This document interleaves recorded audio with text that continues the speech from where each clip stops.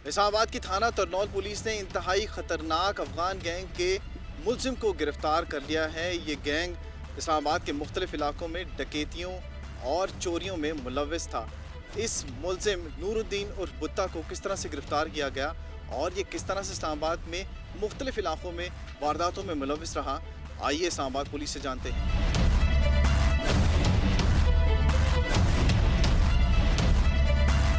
लाचार टाइप अपनी हालत काबिल रहम हालत बनाकर ये फिर रहे होते हैं और कोशिश करते हैं कि अगला बंदे से मुखातिब होकर उनको ट्रस्ट जो है वो जीतने की कोशिश करते हैं। जैसे ही वो ट्रस्ट करते हैं ये दगा दे जाते हैं। जहाँ इन्होंने जिस स्टोर में जाना हो, रेजिमेंटल स्टोर में जाना हो, वहाँ देखते थे, आमदोरफ़्त देखते थे। फिर ये प्लान एक तरतीब बनाते थे। फिर जैसे ही शाम होती थी, आमदोरफ़्त जो है सुनसान इलाके जो सुनसान होते थे, वहाँ शाम होते ही ये दुकानों में घुस जाते थे और वहाँ से ये सामान लूट लिया करते थे।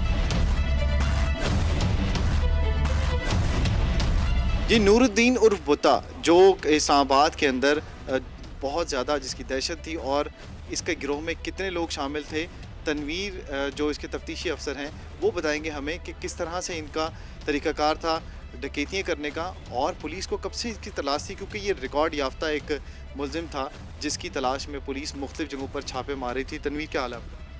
जी शुक्र है, अल्हम्दुलिल्लाह सब ये ठीक। बताएं तनवीर कि ये किस तरह से डकैतियाँ करते थे और कितनी वारदातों में मुलव्वस था और किस तरह से ये रिकॉर्ड याफ्ता था? ये अरसा दराज से जो है इस्लामाबाद के मुख्तलिफ सेक्टरों में वारदात करते थे। असला दिखाकर लोगों को लूट लेते थे। दुकानें जो हैं, दुकानदार जो हैं उनको लूट लेते थे। अगर कोई राहगीर जा रहा है तो उससे मोबाइल वगैरह स्नैच कर रहते थे। ये दरअसल अफ़गानी है जो पहले भी चालान हो चुका है और जेल काट चुका है। ये अभी रिसेंटली जेल से जो है वो वापस आया है। हमने इसको जो है वो इसने एक वारदात की थी हमारे इलाका थाना तरनौल में और काफ़ी वारदातों में ये मतलूब था।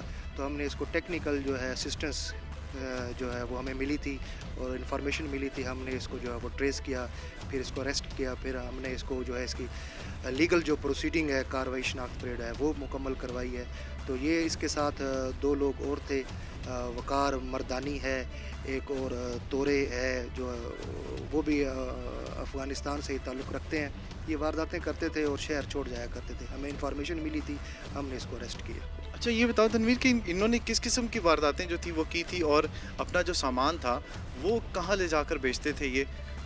अपना जो सामान है ये उसको स्पेयर पार्ट्स में तब्दील कर देते थे। अगर कोई एलसीडी वगैरह चुराई है तो उसको खोल देते थे और अपना जो अगर मोटरसाइकिल वगैरह है उनको खोल के ये मुख्तलिफ़ जगहों पर बेचते थे और ये कोशिश करते थे कि जैसे ही वारदात करते थे फिर वो इलाका छोड़ जाया करते थे। जैसे ही पुरअमन होते हैं फिर ये वापस आते और अपना सामान जो है जहाँ जहाँ इन्होंने छुपाया होता था वो निकाल कर बेच देते थे। तनवीर, ये बताना कि दीगर इलाकों के अंदर भी इन्होंने वारदातें की हैं जिसके हवाले से इंकशाफ सामने आया है?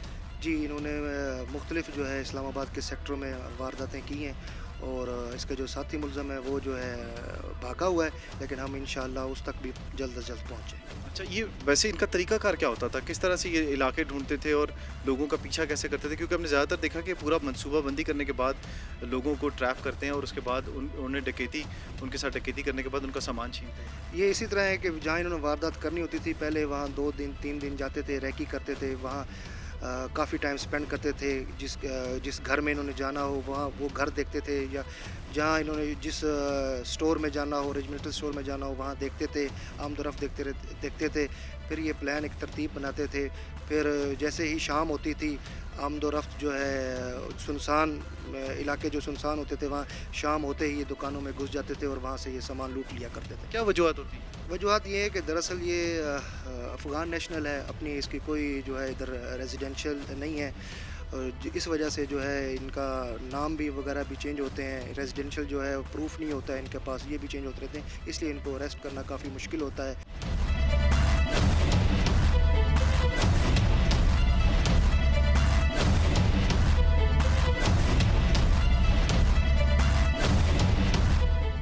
अगर ये अरेस्ट होकर चले जाएँ तो फिर ये जो है کوشش کرتے ہیں کہ جلد از جلد باہر آ جائیں، باہر آ کے پھر یہ دوبارہ ان وارداتوں میں مشغول ہو جاتے ہیں۔ اچھا تنویر، اس طرح کے کیسز کے اندر کیا مشکلات ہوتی ہیں ویسے پولیس کو؟ گواہوں کی کم ہونے کی وجہ سے ہوتا ہے ایسا، یا پھر جو چیزیں برآمد ان سے نہیں ہو پاتی یہ چیزیں بیچ دیتے ہیں یا ضائع کر دیتے ہیں، اس طرح کے بھی معاملات ہوتے ہیں؟ قانونی حکم کیا ہوتا ہے اس میں؟ نہیں، پولیس تو اپنی طرف سے پوری کوشش کرتی ہے کہ تمام ایویڈنس کو کلیکٹ کر کے جو ہے وہ کورٹ میں پیش کر دے۔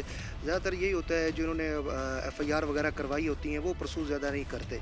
وہ ایک تو ہمارا جو لیگل پروسیڈنگ ہے، جوڈیشل پروسیڈنگ ہے، اس کو زیادہ وہ فالو نہیں کرتے، اس وجہ سے ان کو جو ہے وہ رعایت وغیرہ مل جاتی ہے۔ کیا پیغام دینا چاہیں گے ان لوگوں کو جو لوگ ان کے نشانے پر ہوتے ہیں اور جو لوگ لٹ جاتے ہیں؟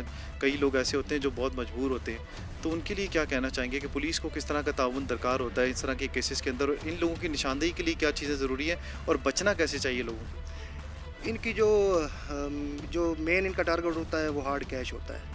ایسے لوگوں کو چاہیے جو سٹور کیپر ہیں، ان کو چاہیے کہ جلد از جلد جو ہے وہ کیش اپنا بینک وغیرہ میں جمع کروا دیں، اپنے پاس ہارڈ کیش نہ رکھیں، اور ہر آنے جانے والے پہ جو ہے نظر رکھیں۔ سی سی ٹی وی جو ہے وہ کیمرے جو ہیں وہ انسٹال کیے جائیں، اور ان کو پتہ ہو کہ بھئی یہ نیا گاہک آ رہا ہے یا یہ پرانا گاہک آ رہا ہے۔ ایسی جگہیں جہاں پر سنسان ہوتی ہیں ان دکانداروں کو پتہ ہونا چاہیے کہ بھئی میں نے کیش وغیرہ جو ہے اپنی سٹور میں کہاں رکھنا ہے اور کس وقت اس کو بھجوانا ہے۔ یہ بتانا تنویر کہ کس کس روپ میں پھرتے ہیں یہ لوگ، کہ لوگ اگر ان کو پہچان سکیں تو کس طرح سے پہچان سکتے ہیں؟ کیونکہ ہم نے دیکھا ہے کہ مختلف بہروپیوں کے روپ میں یہ لوگ پھر رہے ہوتے ہیں اور لوگوں کو پتہ ہی نہیں ہوتا کہ اصل میں یہ ڈکیت اور چور ہے۔ بالکل، یہ مختلف روپ دھارتے ہیں، مزدور کا روپ دھارتے ہیں۔ آج کل جیسے ماہ رمضان ہے تو یہ کوشش کرتے ہیں کہ مزدور اور لاچار ٹائپ اپنی حالت قابل رحم حالت بنا کر یہ پھر رہے ہوتے ہیں، اور کوشش کرتے ہیں کہ اگلا بندے سے مخاطب ہو کر ان کا ٹرسٹ جو ہے وہ جیتنے کی کوشش کرتے ہیں۔ جیسے ہی وہ ٹرسٹ کرتے ہیں یہ دغا دے جاتے ہیں۔ یہ ہے جی کہانی اس نور الدین کی، اور جس کو بتا کہا جاتا ہے، اور اس کے پورا گینگ اسلام آباد کے اندر موجود ہے جو مختلف جگہوں پر وارداتیں کرتا ہے، اور اس کے 2 ملزمان اب بھی فرار ہیں جن کو گرفتار کرنے کی پولیس مختلف جگہوں پر چھاپے مار رہی ہے، اور پولیس کی یہ کوشش ہے کہ لوگ پرامن رہنے کے ساتھ ساتھ اپنی خود جو نگرانی ہے اس کو بھی یقینی بنائے۔ جس طرح انہوں نے کہا کہ مختلف روپ دھار کے یہ ان علاقوں کے اندر پھرتے ہیں جہاں پر لوگوں کا آنا جانا کم ہی ہوتا ہے، اور جس وقت انہیں موقع ملتا ہے یہ وہاں پر اپنی وارداتیں کرنے کے بعد لوگوں کو اپنی جمع پونجی سے محروم کر دیتے ہیں۔ تو پولیس کا یہ کہنا ہے کہ اپنے احتیاط کے ساتھ ساتھ نگرانی کا بھی سخت انتظام کیا جائے تاکہ پولیس کو اس طرح کے کیسز کے اندر جلد سے جلد جو ہے وہ ان تک پہنچنے میں مدد ملے، اور پولیس کو مزید ایویڈنس جو ہے وہ اکٹھی کرنے میں آسانی پیدا ہو۔ جس طرح سے تنویر نے بتایا کہ اس طرح کے کیسز کے اندر زیادہ تر یہ ہوتا ہے کہ لوگ اپنی ایف آئی آر کٹوانے کے بعد اس کیس کو آگے پرسو نہیں کرتے، اسی وجہ سے اس طرح کے جو جرائم پیشہ لوگ ہیں وہ دوبارہ جب باہر آ جاتے ہیں جیلوں سے سزائے کاٹنے کے جلد سے سزائے کاٹنے کے بعد، اور پھر یہ وارداتیں کرنے میں ملوث نظر آتے ہیں۔ تو پولیس سے متعلق اگر کوئی مزید آپ معلومات جاننا چاہتے ہوں اور اس ویڈیو سے متعلق مزید جاننا چاہتے ہو تو چینل کو سبسکرائب ضرور کیجیے گا، فیس بک پر فالو ضرور کیجیے گا، اور آئندہ کسی ویڈیو تک ہمیں اجازت دیجیے۔ اللہ حافظ۔